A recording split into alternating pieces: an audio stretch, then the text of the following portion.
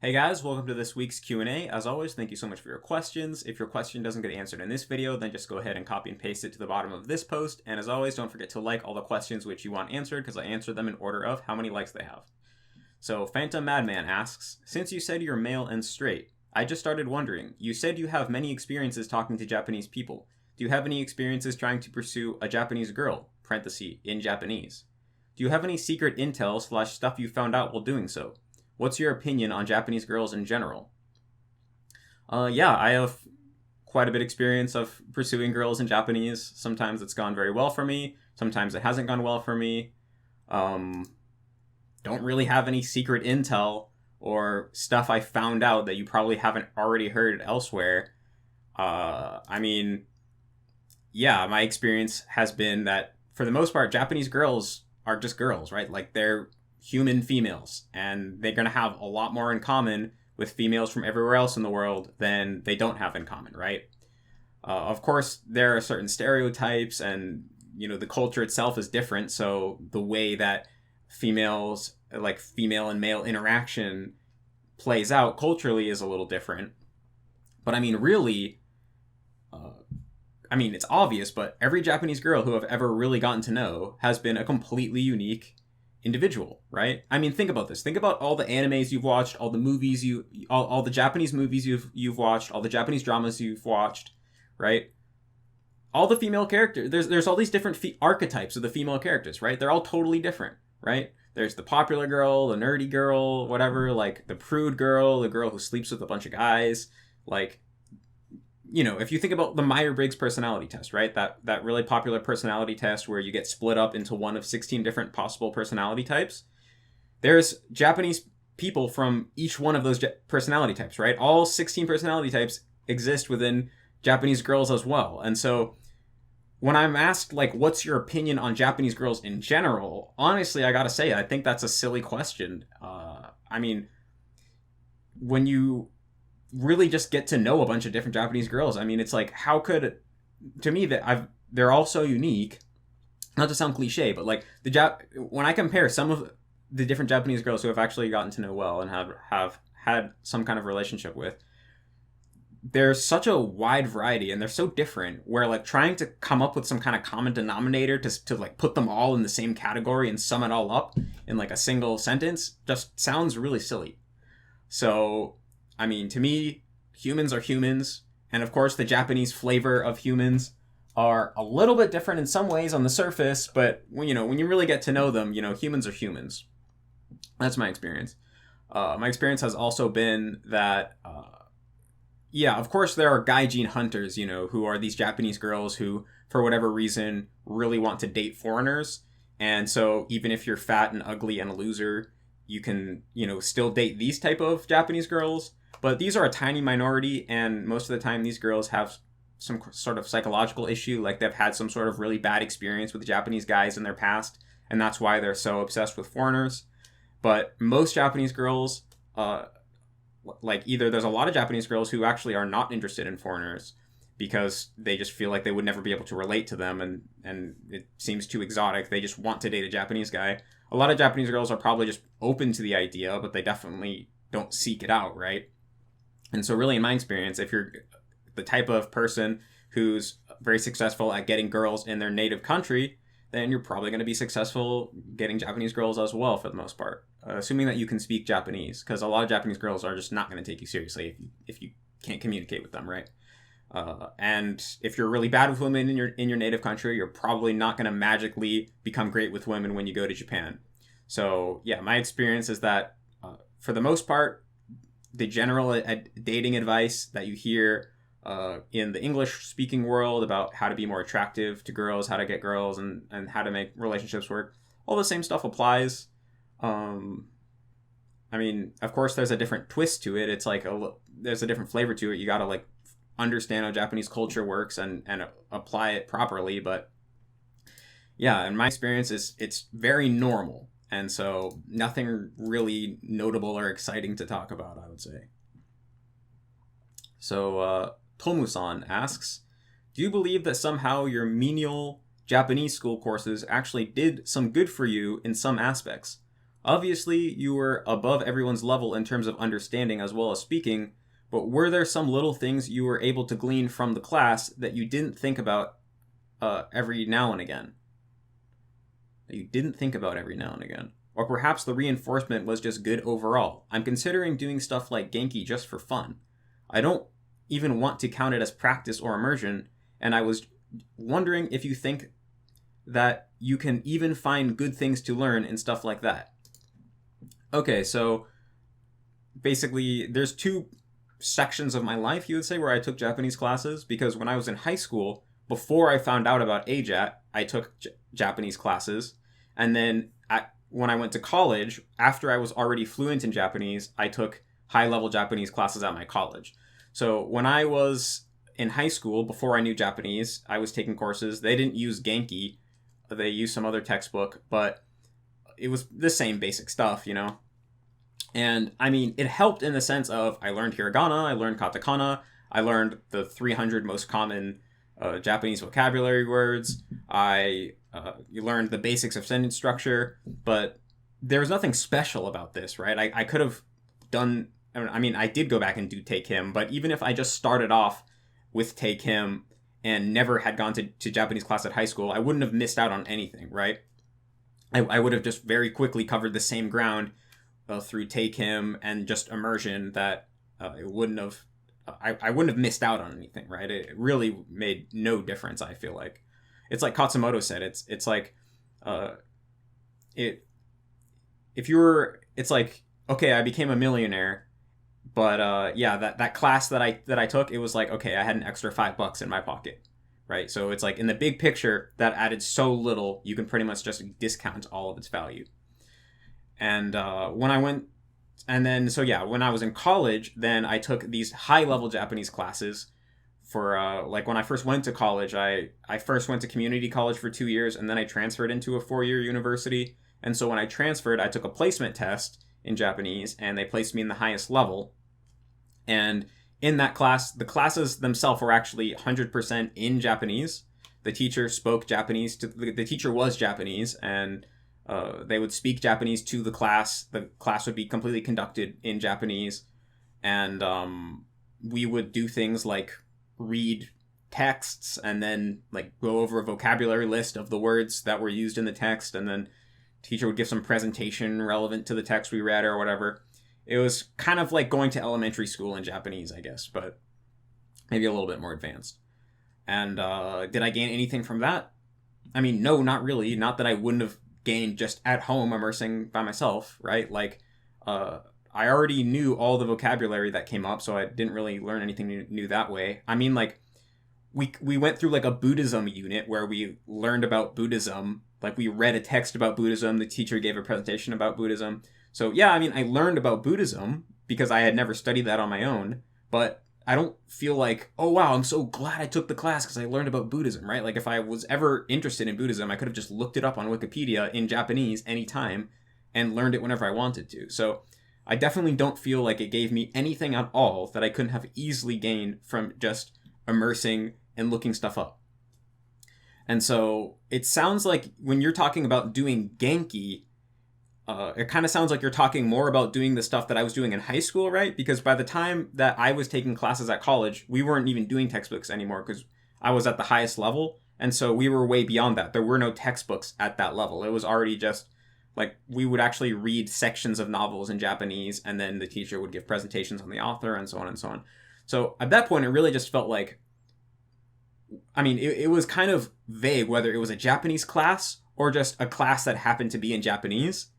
Yet, it was kind of this weird in-between because it was a little bit too watered down to be really considered just, oh, we're just learning about Buddhism. It just happens to be in Japanese, right? Because they would give us vocabulary lists with like basic monolingual definitions, sometimes bilingual definitions. That was like the only English in the class was like the vocabulary list.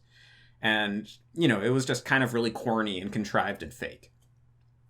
And so I feel like, yeah, that was just really silly. It just felt like, why do I need to be here immersing like with a teacher when I could just be immersing at home? You know, it'd be more productive. I could do what I was interested in. I could go at the pace that was suitable for me. I don't need to take stupid tests to make sure I memorize the vocabulary, right?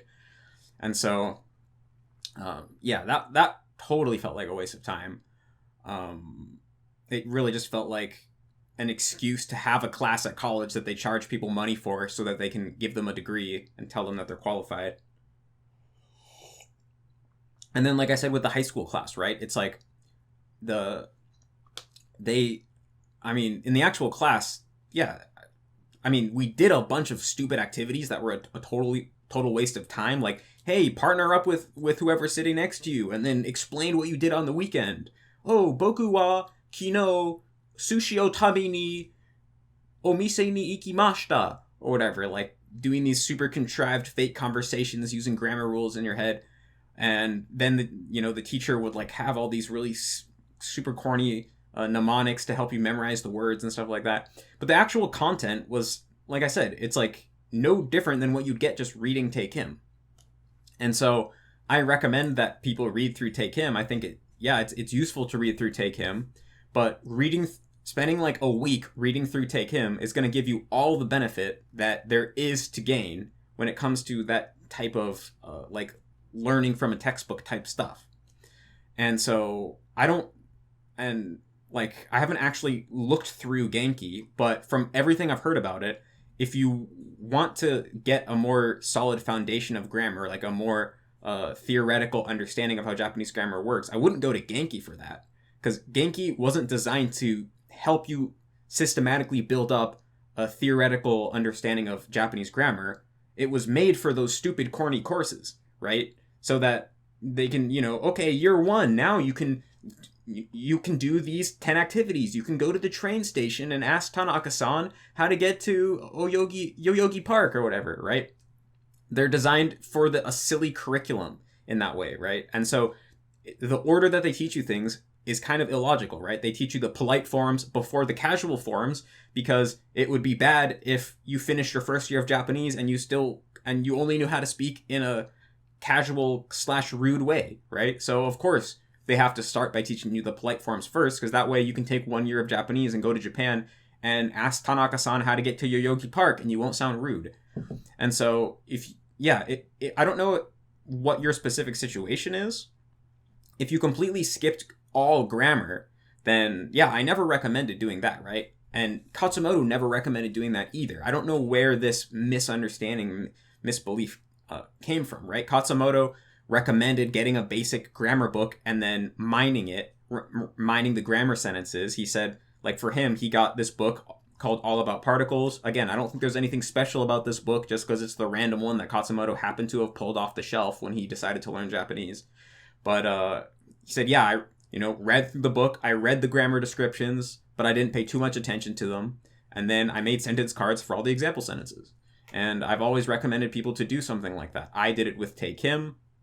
I think Take Him has some issues if you're going to mine all of the example sentences, because some of the example sentences are kind of awkward and contrived, and a lot of them are not going to be I+1 at all. And so that's why now I kind of recommend just going through the Tango N5 and N4 books in order to help you memorize vocabulary and reinforce patterns, and then just read through Take Him without making any cards. That's kind of like what I've been advising people. But again, I don't think that's a magic formula either. It's like, you read through a grammar guide. If it's a good grammar guide, then you'll take some stuff away. You'll forget a lot of the other stuff, and maybe that will help you. So if you never did that, you completely somehow skipped out on ever reading any explanations about grammar, then going and like flipping through Take Him will probably help you. Don't get why you would choose Genki. And at the end of the day, there's no magic information in there that you're not going to be able to get through immersion. Like my friend Patrick, he had pretty dang close to zero theoretical knowledge about Japanese grammar, and he reached fluency at the same speed that I did, and now he can write flawless like essays in Japanese with perfect grammar. So that's basically what I think about that. Okay, so next question is, do you plan on getting a Japanese girlfriend anytime in the future, or are you more interested in American women? Kind of already explained this in the first question. I don't really group girls in my head into Japanese girls and American girls. In my mind, girls are girls, right? Like, girls who I can communicate with are girls, and I can communicate with girls who either speak English or Japanese. I'm much more concerned with the individual rather than what country they happen to have grown up in, right? Most American people I don't find attractive. Most American girls, most Japanese girls I don't find attractive. Most American girls I can't relate to and don't have that much in common with. Most Japanese girls I can't relate to, don't have that much in common with. So any girl who I find attractive and I can relate to and have a lot in common with, and I like their personality, then if we have chemistry, maybe we'll end up dating. If that happens, great. I don't care whether they're from Japan or from America, right? What I care about is, are they attractive and an interesting person who I have chemistry with, right? So Felipe Mueller asks, "Hey Matt, I'm currently in a position where I can only afford to spend not much more than 2 hours on Japanese." Wow. You only have 2 hours to spend on Japanese? That's tough, bro. I've never heard of anyone getting fluent in 2 hours. Just kidding. I know you mean, okay, 2 hours per day. And I'll probably have even less time than that in the near future. Would you recommend any change on the proportion of SRS and immersion and methodology in general for someone who has less time? To give some more context on my specific situation, what I usually do is watch half an episode of anime in the morning to mine some cards, usually 6 to 10 cards, and that takes a bit less than an hour. Then sometimes I take another 30 to 40 minutes to rep my deck, and throughout the day, on average, I end up spending another 20 minutes with active immersion and 20 minutes with passive immersion. Mostly my goal is to slowly and steadily, throughout the years, become able to comfortably consume Japanese media, but I do not care about pronunciation too. Oh, but I do care about pronunciation too. I make bilingual cards with just audio on the front and text plus meaning on the back. Well, I would say you want to probably spend less time making cards. If you only have 2 hours and you're spending one of those hours making cards, that is not a very good use of time, right? The way that I think about it is, no matter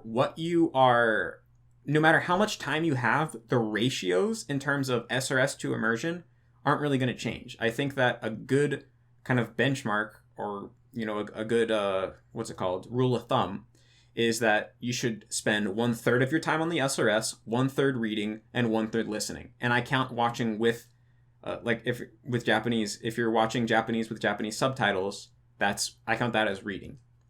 And so if you have 2 hours, then you want to be spending 1/3 of that time on the SRS, and that's making cards and reviewing. So right now it sounds like you're spending more than half of your time on the SRS. So I would say you got to find a way to cut that down, because it sounds like you're only getting 20 minutes of actual active immersion.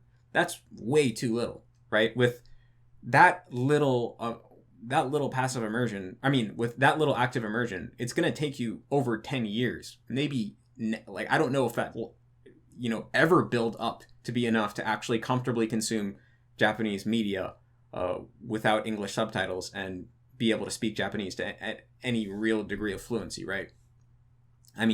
You really got to get up to an hour, bare minimum. Honestly, even with, if you were getting an hour of active immersion a day plus SRSing, that's still so little. I'd say kind of need 2 hours to be hoping to reach any level of fluency in less than 5 or more years. But so yeah, I would say you got to find a way to spend way less time making cards. Ideally a little bit less on repping as well. So what I would do is try to set up Morphman and subs to SRS so that you can mine much more quickly, right? Like, mining by hand, there are a lot of benefits that come from it, but it takes more time as well. And so spending an hour to make 6 to 10 cards, you don't have that type of time. So I would say try to set up SRS with Morphman so that you can mine cards maybe 10 minutes. You could find maybe 10 new cards.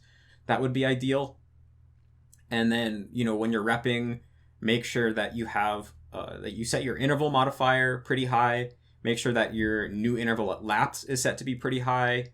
Have a low leech threshold and get rid of leeches. Make sure that you're using Loki Anki. And then, so I would say Overall, the ratios don't change no matter how little time you have. So if you have 2 hours, then you want to spend 1/3 of that. Let's see, I'm bad at doing math in my head, so what would that actually be?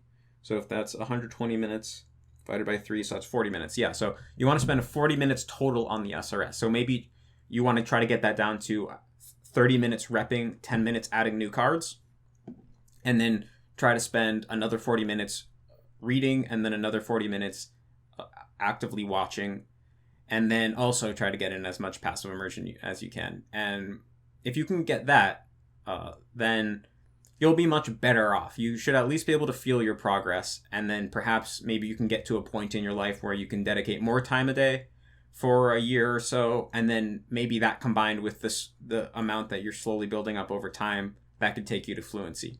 So the way I would think about it is that if you don't go through a period of your life when you're spending at least, probably 3 to 5 hours on active immersion each day, then you're never going to reach a high level of fluency. You're never really going to have your brain be able to switch over to thinking and viewing the world through a foreign language. And so if that is your goal, to be able to actually just comfortably watch anime and movies and read books and stuff like that and in Japanese, then I would say plan in the future, organize your life so that you have like a 1-year period when you're going to be able to dedicate a lot more time to Japanese. And until that point, you can do the kind of routine I've been talking about, and then you'll be building up your potential. You'll make slow progress over time. But honestly, if I'm just going to be real with you guys, with that little amount of time each day, it's going to take you like 20 years to reach fluency. If ever. That's just the reality, right? Language learning is hard. It's a huge task that your brain has to complete, and you need to build momentum to a certain degree to have that happen. And so, I mean, I understand that some people are like, hey, I'm really busy, I have a life, what can I do? And it's kind of just like, I mean, imagine if someone was saying like, hey, I'm really busy, I only have 30 minutes a day to practice, but I want to become a concert pianist, what should I do? Right? It's kind of just like, well, it doesn't work that way, But I don't want to be too discouraging. I think that if you can get 2 solid hours to spend on Japanese, and you get your SRS time down to 40 minutes total, and you actually are sitting down and focusing on reading in Japanese for 40 minutes, focusing on watching something with no subtitles for 40 minutes every day, and you have some passive immersion, then you should be able to make solid progress over time, for sure. But you're going to have to stay really consistent and really diligent and really make the most out of the little bit of time that you have.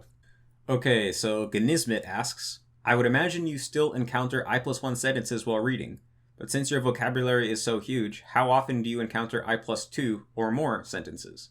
How often do you encounter sentences where you know every word but still can't understand the meaning behind it?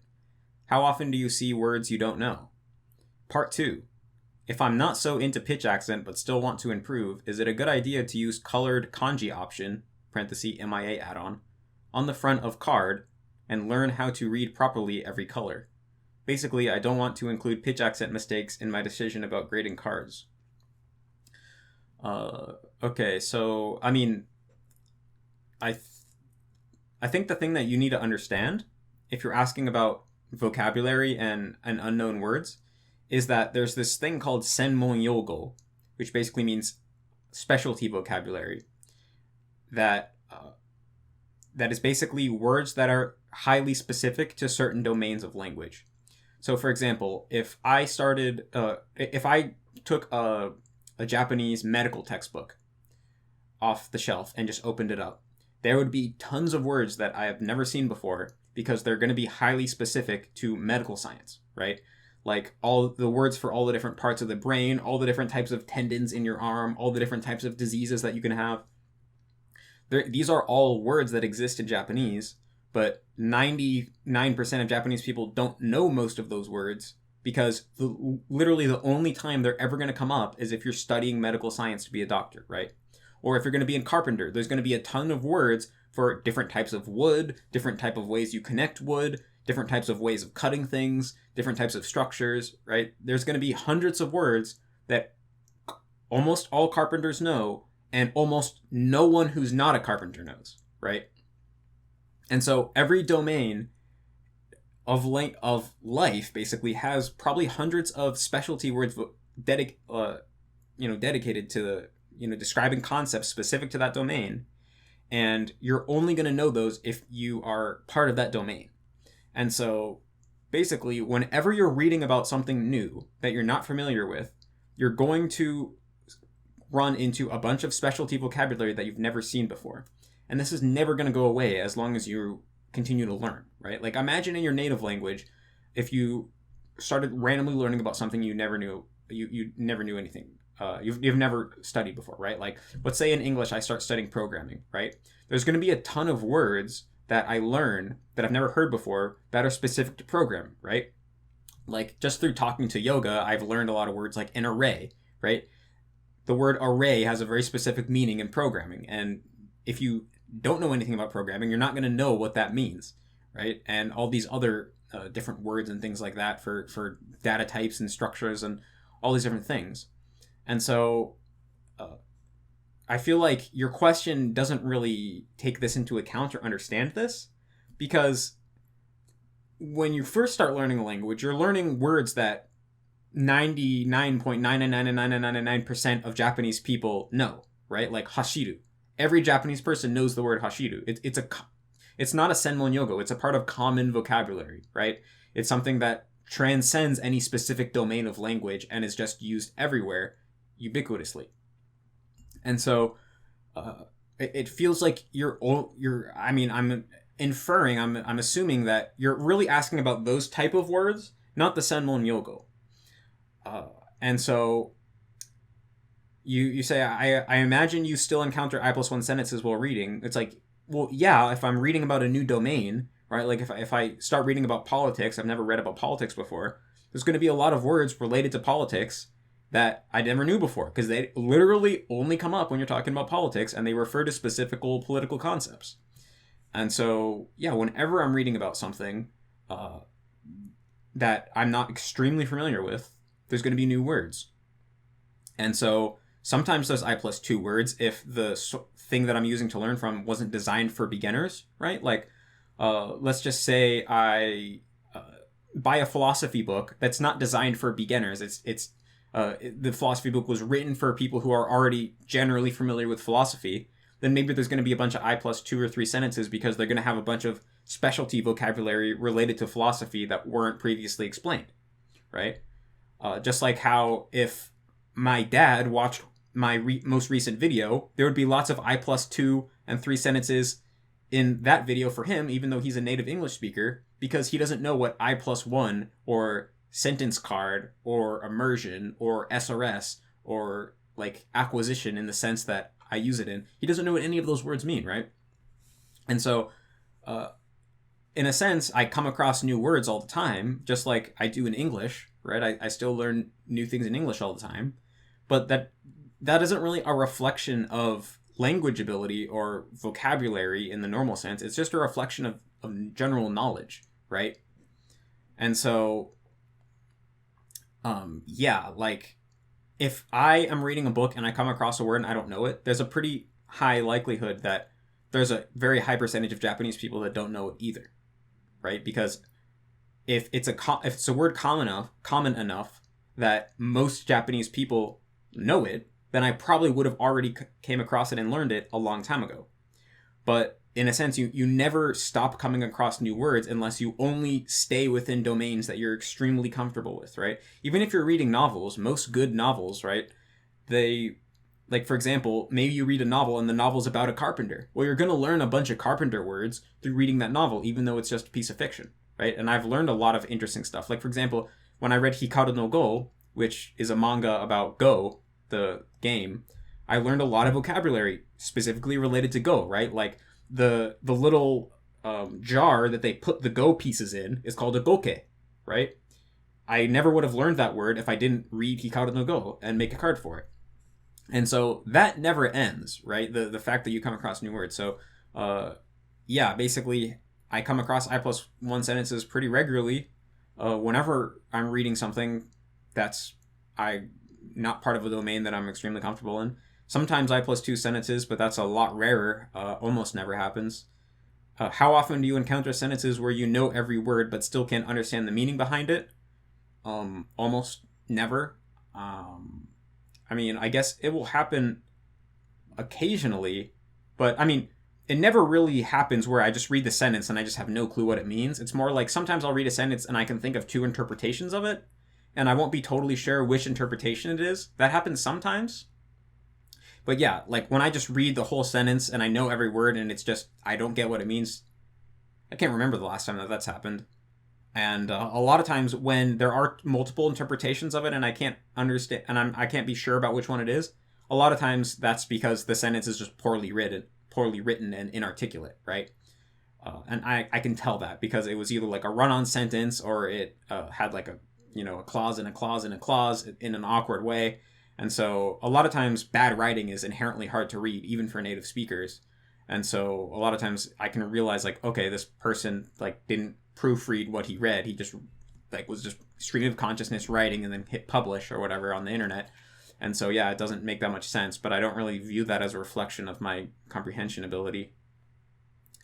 And then, yeah, how often do you see words you don't know? I talked about, yeah, like probably I see words I don't know all the time. I'm always learning new things, but they're almost all domain-specific words. So, okay, then your second question, if I'm not so into pitch accent but still want to improve. So I'm assuming you mean you want to improve at pitch accent. I'm assuming, right? Is it a good idea to use colored kanji option on the front of the card and learn how to read properly every color? I mean, what I would do, you say, okay, you don't want to include pitch accent mistakes in your decision about grading your cards, but I wouldn't put color. One sec. What I would do is on the front of your card, have it just be all black. On the back of the card, have it be colored. And still try to recall the pitch accent of all the words. And then if you get it wrong, then you can just still mark the card good, right? But the act of testing yourself, of trying to recall something out of your memory, given a cue, and then getting feedback on whether you were correct or not, that act itself, that active recall is what it's called, it creates much stronger memories than just passive recognition. And so if you wanted to try to get basically free pitch accent benefits, then I would still have the front of your card be no color and the back of your card be colored, because then you still have an opportunity to practice active recall, which is going to build stronger memories. And then even if you get one wrong, you get one of the pitch accents wrong, you can still mark your card good if you want to. And that process is still going to build stronger pitch accent memories than if you just have it on the front. Now, if you don't even want to go through the effort of trying to recall the pitch accent because you feel like that's too much work for you, then yeah, you can put the color on the front if you want to, and you'll still get a lot of passive benefits. You'll still get way more benefits than if you had no color on anywhere on your cards. So yeah, I would say any color is always better than no color, because humans have such good visual memories that just seeing that color is going to leave an impression on your mind. You're going to remember a lot of stuff. But my suggestion would be, if you don't want to fail cards just because you forgot the pitch accent, still just put no color on the front, color on the back, and try to recall it, because that's going to create stronger memories, and so you're going to get more benefits. So Dave asks, hey Matt, recently I've been watching anime with dual audio, Japanese and English, and when I don't understand something or hear something, I switch to the English dub. I've been doing this with the anime Mobile Suit Gundam, and I noticed that in English, which is my native language, it was extremely easy to pick up the sounds despite me not knowing words. For example, in the anime, they used words like Minovsky particle, Zaku, Char, and names/words I have never learned in English. Despite this, it is very easy for me to pick them up by ear, by their respective sounds, and immediately have a clear, spelled-out image of the word in my head. I've been MIA-ing in Japanese for over 3 years and still have trouble listening to words I already know and have an extremely difficult time hearing katakana names/words. Is this something that will naturally go away with time through immersion, or do I have to actively pay attention to the sounds? I haven't gotten around to pitch accent yet, but has pitch accent helped you with your listening, or helped you with listening to Japanese sound-wise? Does not having practiced pitch accent hinder your ability to understand Japanese? So, first of all, I'll just say, you say that you've been doing MIA in Japanese, which is just kind of funny because MIA hasn't existed for 3 years. But I'm assuming you mean that you've been doing something like MIA, so something like AJET, for over 3 years. But really, the amount of time which has passed since you first started Japanese doesn't really matter, right? What matters is how many hours have you spent listening to Japanese. And so, if you've been actively watching Japanese with no subtitles for 3 hours a day for 3 years, that would be very different than if you watched Japanese 20 minutes a day, most days for 3 years, right? So, I mean, really, I don't know what's going on in your specific situation because I don't know how many hours you've spent listening to Japanese in your life. In the future, guys, if just for anyone who's watching this, if you're going to post this type of question where you're talking about your specific situation and part of your question involves how long you've been doing this, don't just write how much time has passed since you started. Try to go say how much time has passed and how much time you put in per day on average, so I can actually get a good sense of how many hours you've spent on Japanese or on whatever language you're studying. And so,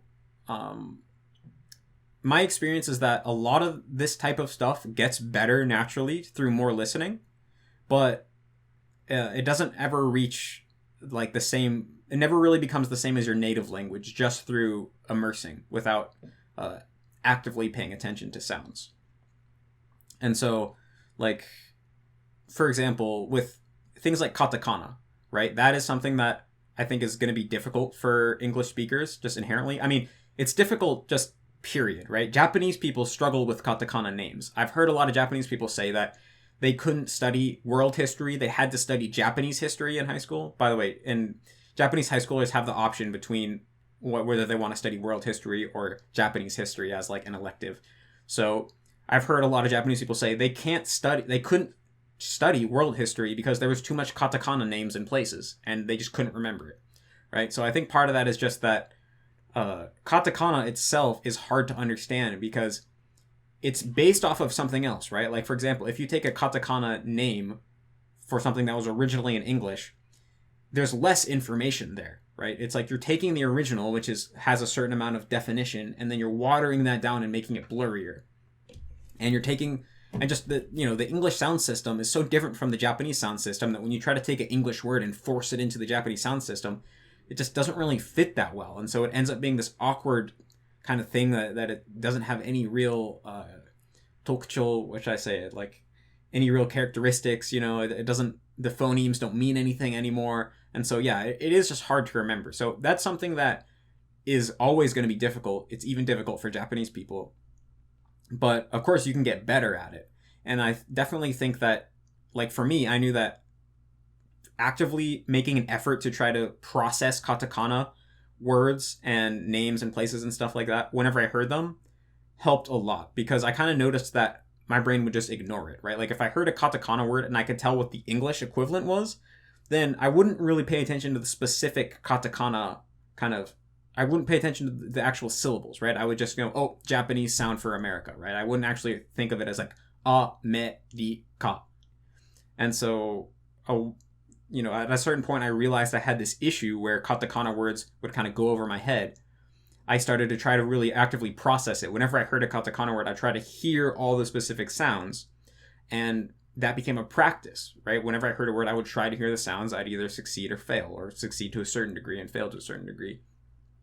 And this created a kind of deliberate practice loop. And so I got better and better at that over time. And there were other things that were just difficult, right? Like just catching Japanese names in general, processing numbers in real time.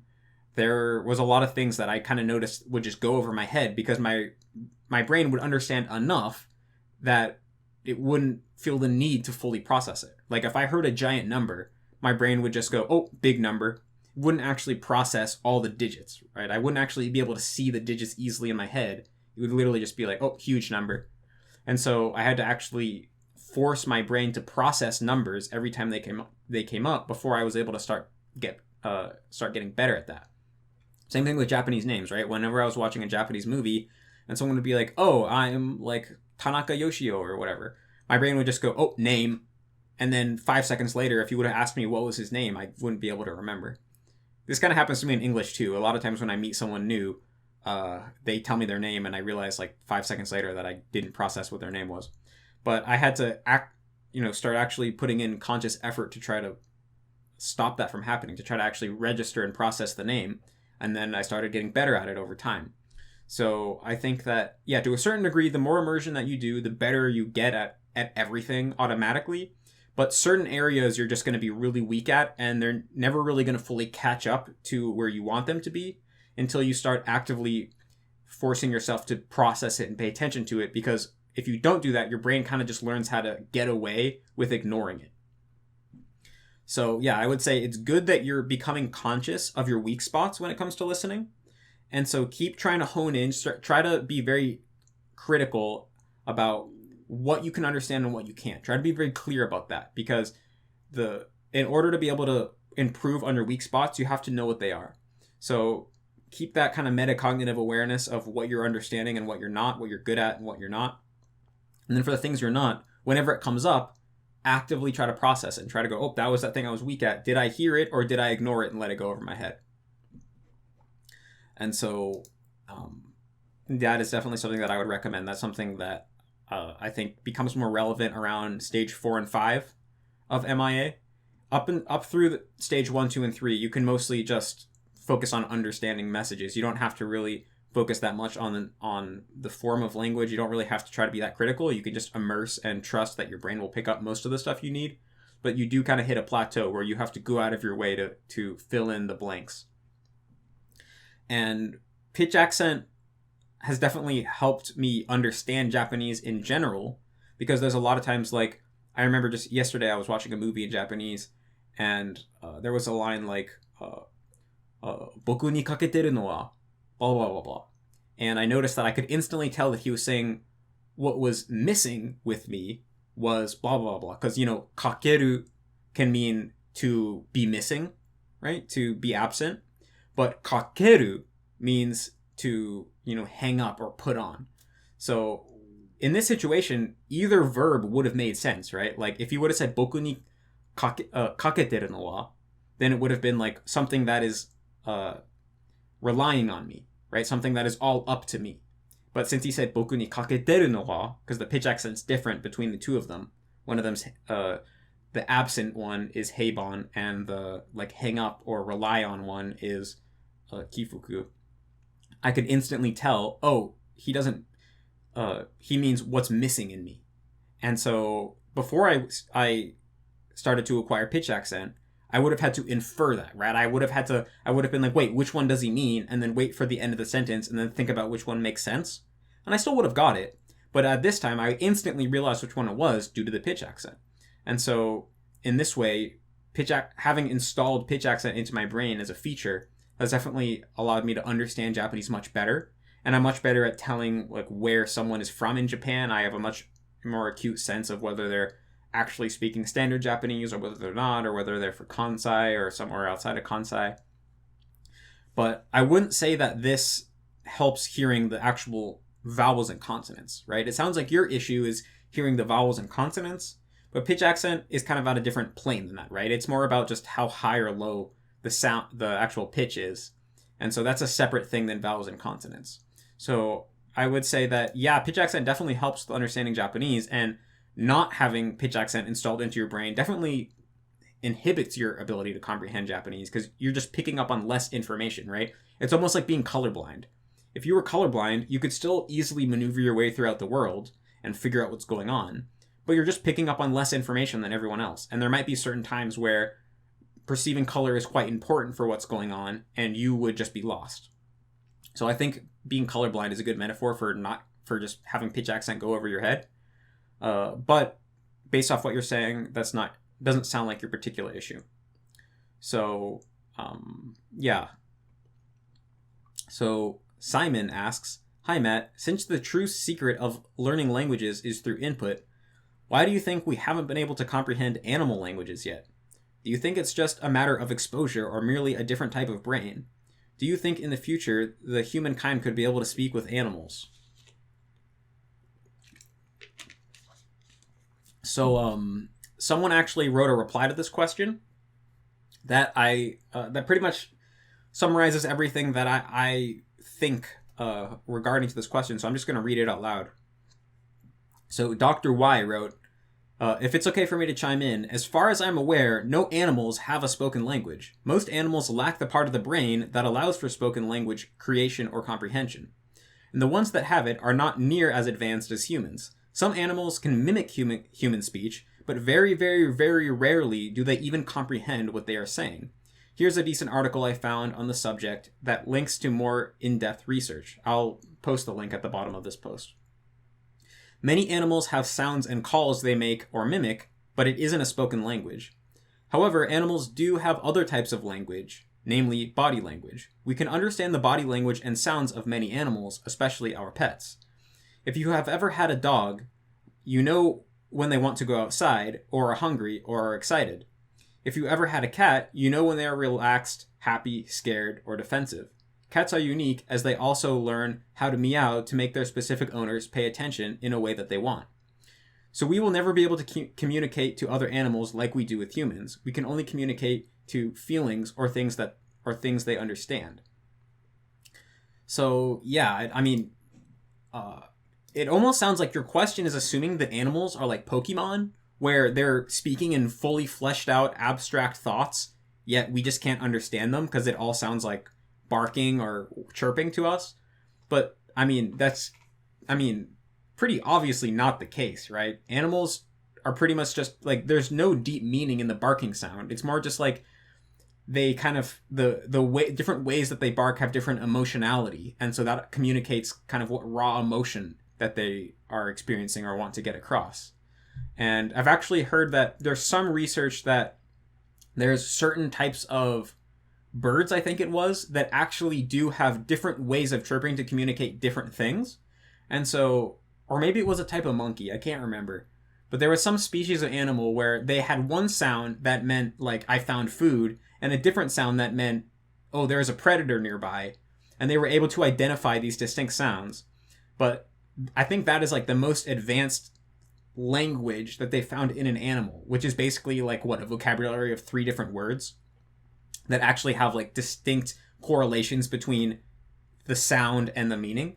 And so, yeah, I don't think animals have evolved enough brains to have fully fleshed out abstract thoughts in the way that humans do, or have a system of correlations between sounds and ideas, right? Like, I think probably primates and, chimpanzees and stuff, I know that they have complicated social systems and social hierarchies, and so I know that they probably have a pretty high degree of intelligence and do communicate in different ways, but they're not communicating through language because they don't have these connections in their brain between sounds and meanings, right? They make sounds, but it's not like this bark means I am hungry and this bark means I don't like you, right? They're kind of just random sounds that have different emotional feels to them so that they can read each other's emotions and basically stuff, right? And then there's also body language and stuff. So I think that there is no animal language to acquire in the first place. And I don't think humans will ever be able to speak with animals because animals will never be able to speak unless we actually changed their brain so that they got smart enough to develop their own language or acquire our language, right? So, Anime Golem asks, what do you see as the advantages and disadvantages of audio cards versus traditional sentence cards? When do you see each as most appropriate? So I'd say the advantage of an audio card is you're creating a direct correlation between how the word sounds and what it means. And so this is going to transfer over to listening ability a lot more naturally than a text card will. The downside of audio cards are that you're not actually practicing looking at kanji and then recalling the reading of the kanji. And so although you'll get a lot of passive kanji benefits just from looking at the back of your cards, you're not going to build as strong kanji reading abilities compared to if you were making text cards, right? And then the traditional sentence cards are kind of the reverse, right? They are much better for for helping you build reading ability because you're actually looking at a kanji and you're forcing yourself to recall the reading of the kanji. So you're pretty much guaranteeing that you have the ability to read the kanji. But on the other hand, you're not actually practicing hearing the sentence and recalling what that sound means. And so even if you have audio on the back of your card, you get some passive benefit, just like how you get passive reading benefit in the audio cards, right? Because you do still hear it. But at the end of the day, you're not going directly from audio to meaning. You're going from, text to audio to meaning. And so it's going to take more active listening and more time for you to actually become able to hear that word easily in your immersion. And the other thing is that audio cards basically force you to be really making cards that are only I+1.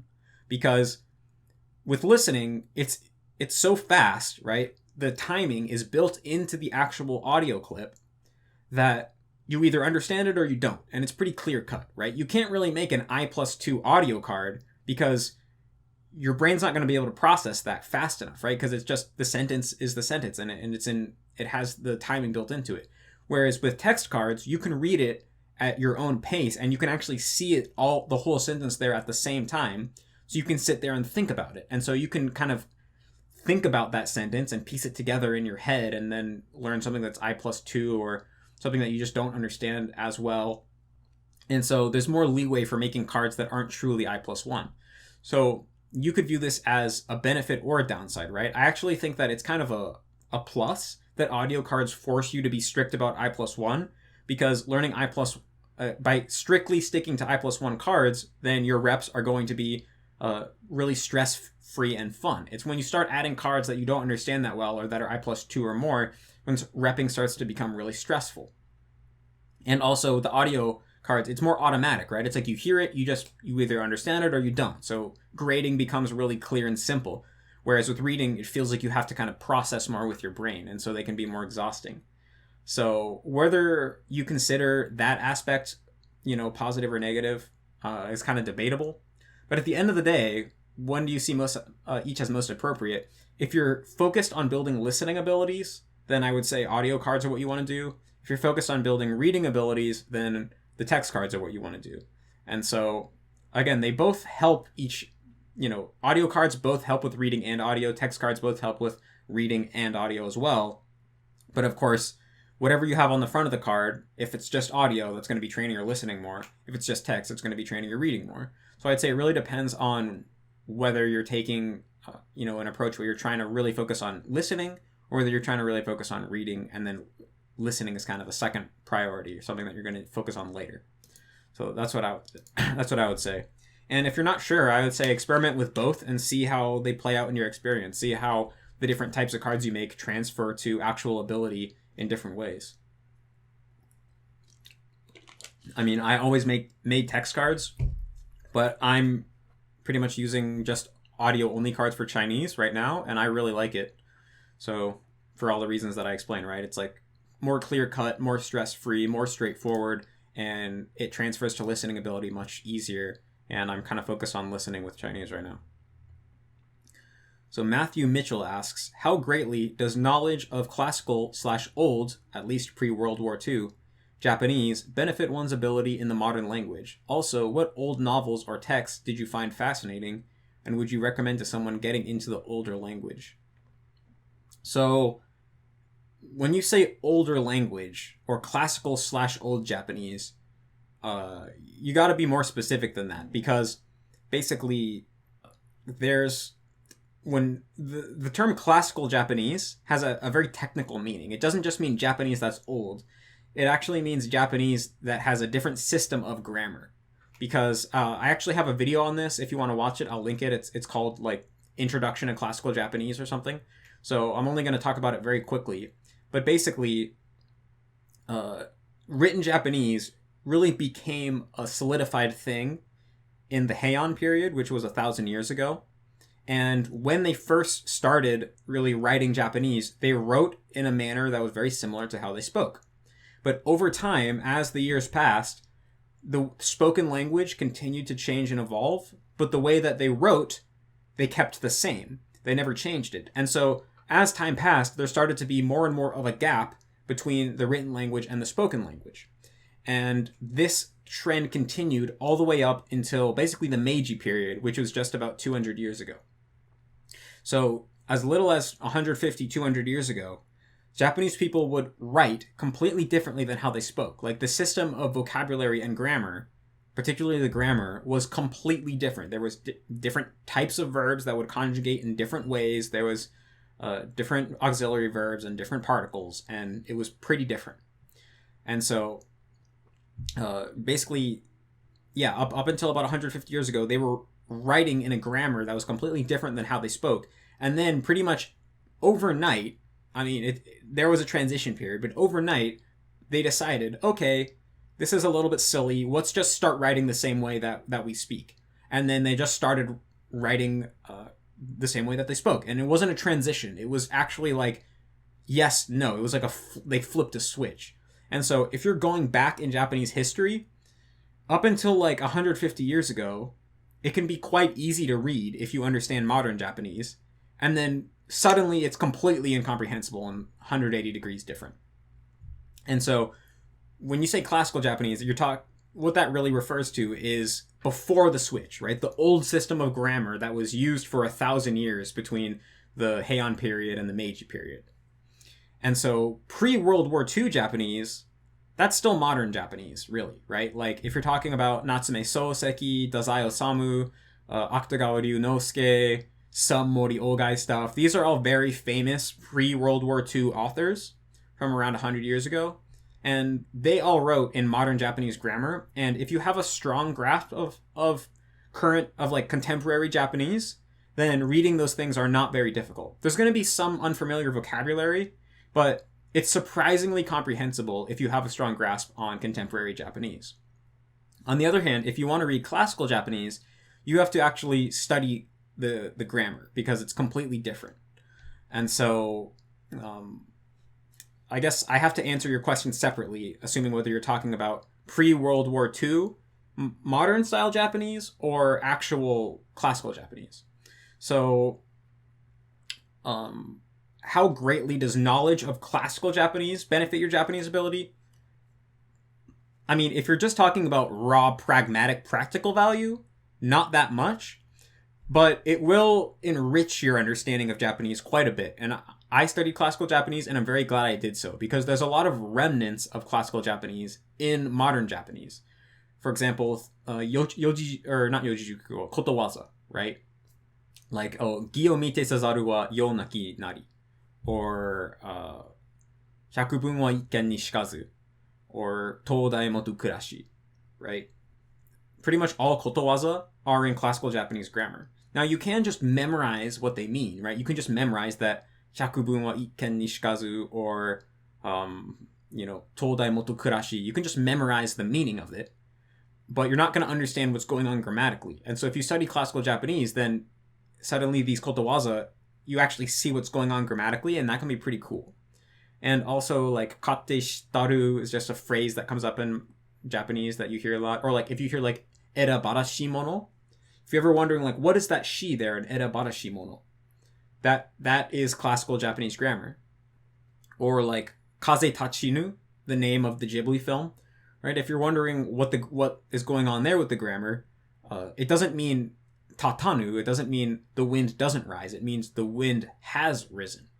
And so if you want to understand why it means that, that's classical Japanese too. So basically, even in modern Japanese, little bits and pieces of classical Japanese do pop up pretty regularly. Now, you can just memorize what they mean without actually understanding the grammar, so that's why I say it doesn't add that much practical value. But it is pretty dang cool when you can actually look at these little remnants and understand exactly what's going on grammatically. And I'm very glad that I studied it. And also, it also just, like, by studying classical Japanese in Japanese, like, I bought textbooks written for modern Japanese people on classical Japanese. And through learning that, it helped me understand modern Japanese much better as well.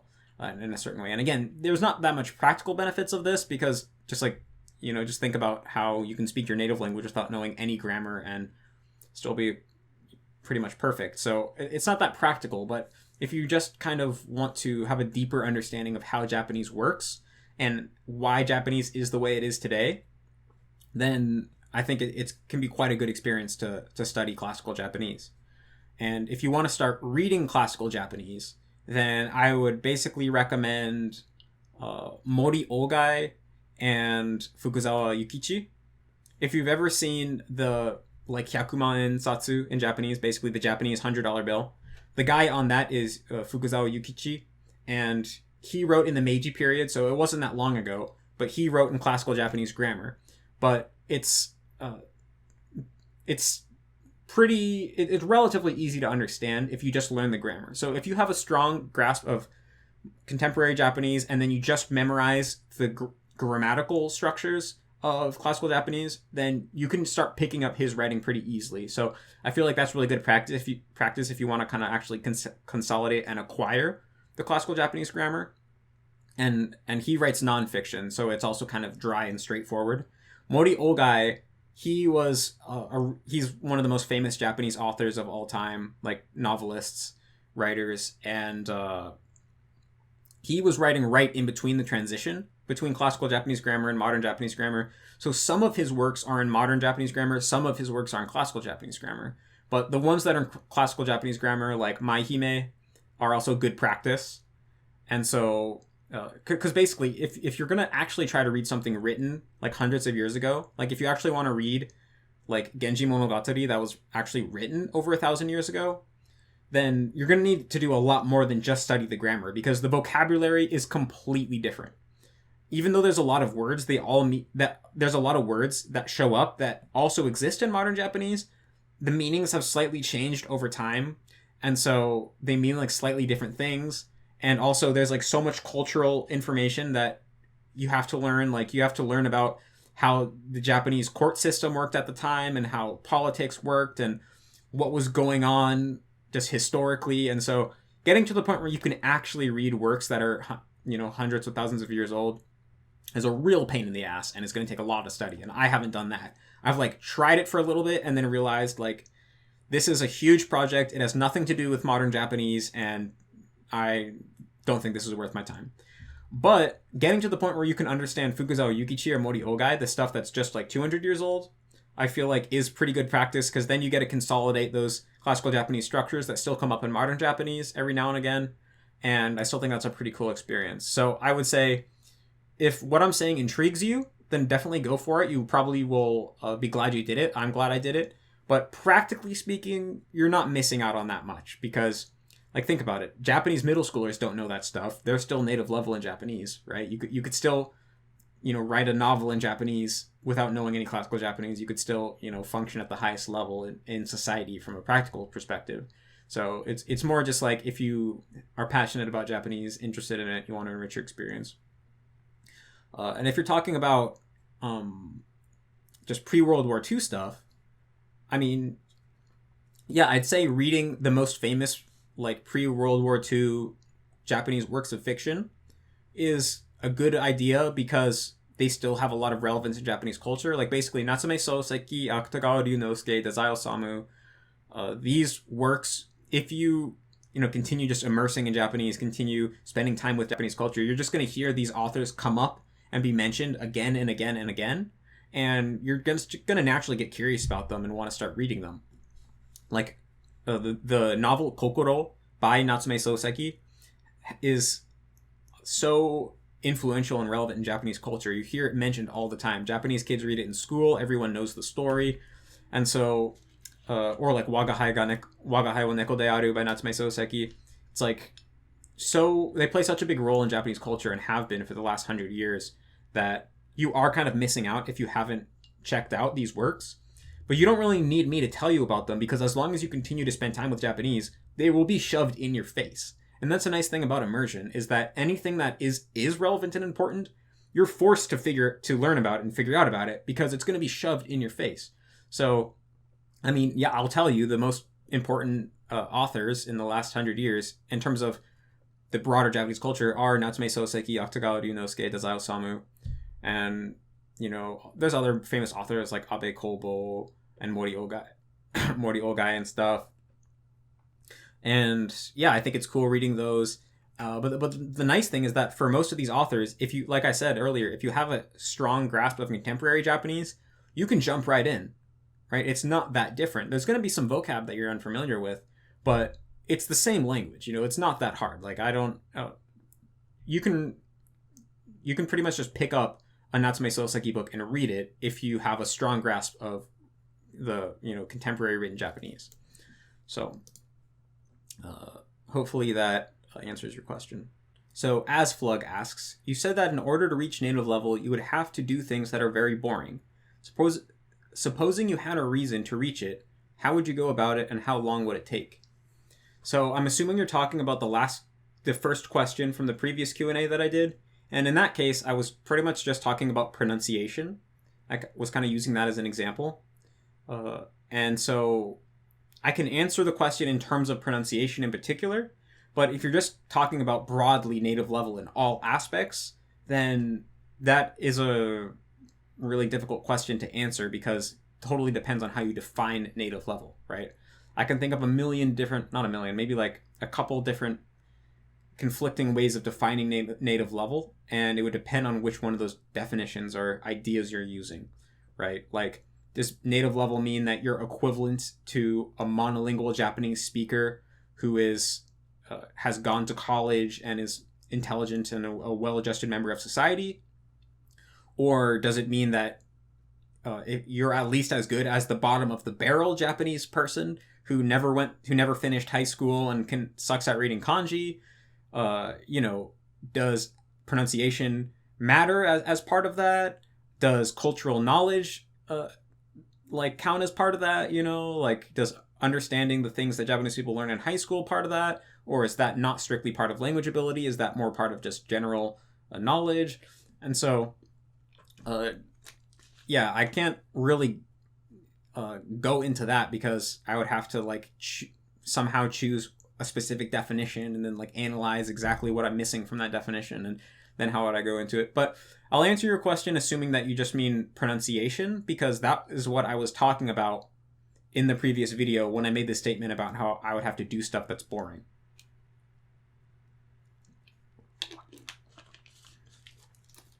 So, basically, that would just involve tons of analyzing my parent to a really meticulous degree. If I was going to actually try to reach 100% native accent Japanese, and I was serious about it, what I would do is probably spend an hour a day just listening to my parent and then just going back and really analyzing how he slurs words together and how he pronounces things. Right, I would try to really hear okay, when he says for example, wakatte nakute, he doesn't say wakatte nakute, he's wakatte nakute. Maybe he takes out a little bit of the vowel at some point or something. And I try to notice all of these little things and start noticing all these little super subtle patterns. I'd also start taking a 3-minute clip of my parent and just listening to that 3-minute clip over and over and over again as all my passive immersion. Because I think that would be a good way to really nail in on all the individual vowels. If I got a 3-minute clip that contained every vowel in Japanese, and I listened to that same clip over and over and over until it was just super ingrained into my brain, I listened to it 10,000 times, I think that would really help with my perception of the vowels and of the tone of voice. And so I would start doing that. That would be super tedious and boring, listening to this 3-minute clip over and over and over again every single day for months and months. But if I actually wanted to do everything in my power to get as good as possible, that would be all my passive immersion. And so, then actively I would just pick apart unscripted speech by my parent. I'd also have to analyze his pitch accent to a meticulous degree. There's still a lot of details of pitch accent that I don't know. And so I would have to spend a lot of time just analyzing his pitch accent and figuring out all the specific patterns of what patterns he uses in what situations and what accents of specific words he uses in certain situations and things like that. And then I'd have to just do lots of actual physical practice. I would start, every day I would probably also shadow for at least a half hour. And then I'd also just speak Japanese unscripted for an hour to the camera or for a half hour. And then I'd watch it back and try to hear all the places I could hear I was doing wrong, and then I'd try to actively practice those things.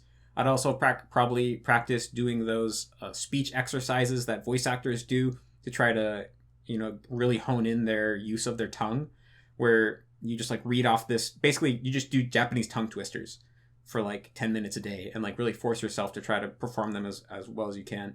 And then I'd also just in general study more about phonetics and understand how the way that your mouth is shaped and the way your tongue is placed affects the sounds that you make. And I try to start to really be able to hear speech in terms of how that relates to the actual shape of your mouth and what's going on in your mouth. And I feel like that would help me hone in on the exact ways in which my parent kind of slurs his speech together and things like that. And so that would be a lot of studying, a lot of practicing to really get comfortable with how phonetics works, articulatory phonetics.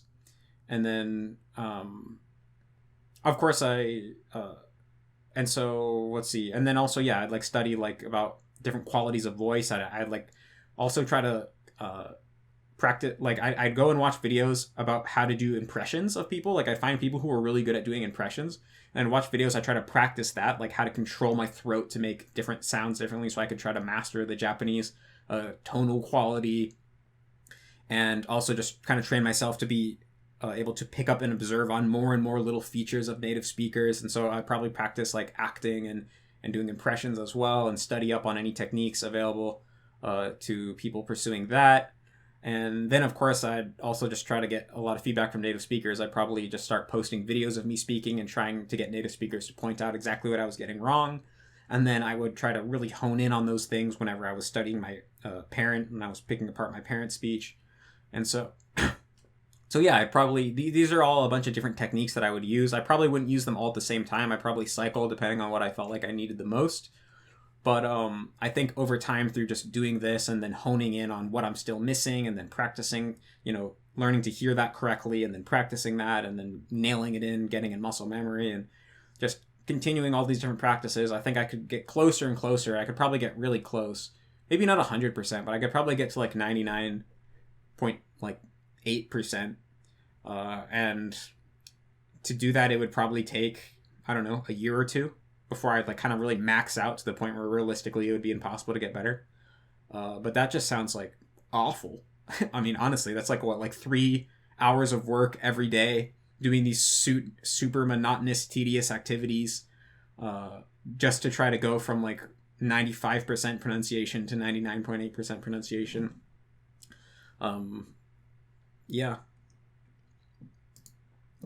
So, I guess I'll make this the last question. So, Monzi asks, "Hey Matt, I'm not sure about how I should go about choosing sentences.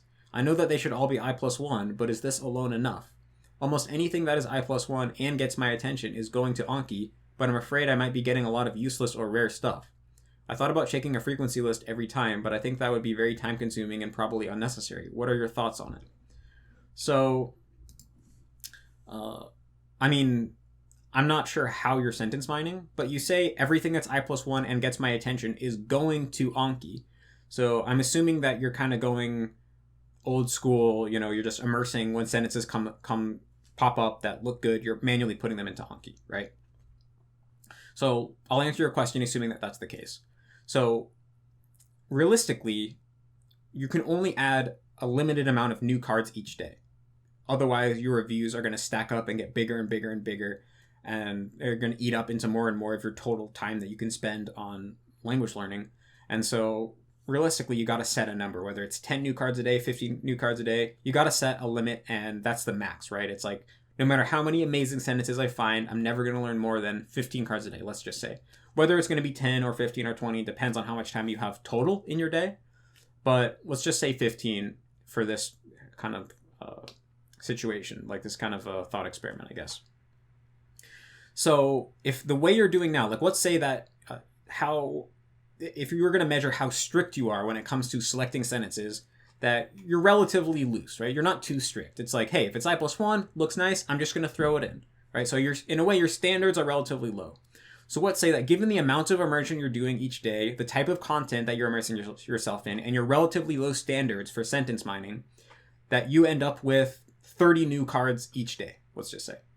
Well, if you have 30 new cards, then 15 of those are basically wasted because you're only going to add 15 a day max, right? So what this means is that you should raise your standard of picking sentences until the amount of cards which you're making is about, really similar to the amount of new cards you're actually going to learn each day. So then you got to raise your standard. You got to say like, okay, before I would have added this, but really this, it's grabbing my attention, but I don't know, it doesn't seem like the most optimal sentence, so I'm just going to leave it, right? So basically you got to adjust your sentence, your standard over time of how strict you are about choosing sentences until the number of sentences you're gathering each day matches the number of new cards you're going to learn.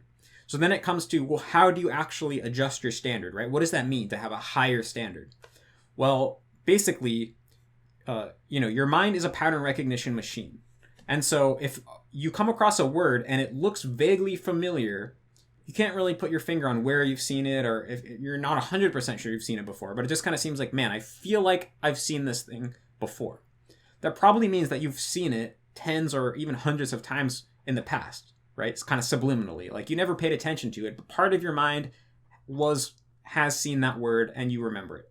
So if it looks familiar in any way, even vaguely, that means that you've probably seen it a bunch of times. You just kind of ignored it before.